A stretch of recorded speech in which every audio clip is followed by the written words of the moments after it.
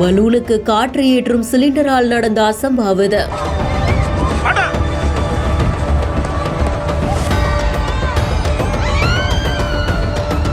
ஆற்று திருவிழாவுக்காக வந்த பக்தர்களுக்கு இப்படியா நடக்கணும்?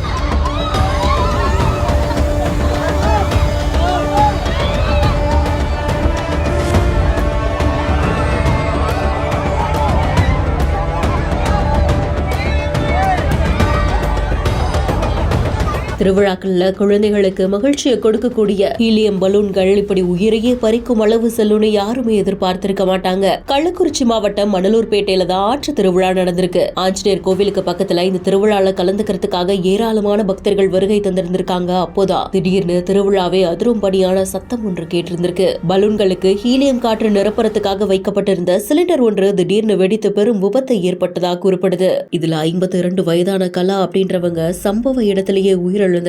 பலர் படுகாயங்களோட மீட்கப்பட்டு தீவிரமான சிகிச்சையும் கொடுக்கப்பட்டது. சிலிண்டர் எப்படி வெடிச்சது, என்ன ஆச்சுன்னு விபத்து நடந்த பகுதிக்கே தடயவியல் துறையினரும் அதிகாரிகளும் விரைந்து வந்து விசாரணையையும் தொடங்கி இருந்திருக்காங்க. இந்த சம்பவத்தினால பலூன் கடை உரிமையாளர் மேல 4 பிரிவுகளின் கீழே போலீசார் வழக்கு பதிவு செய்து விசாரணையும் மேற்கொண்டிட்டு இருக்காங்க.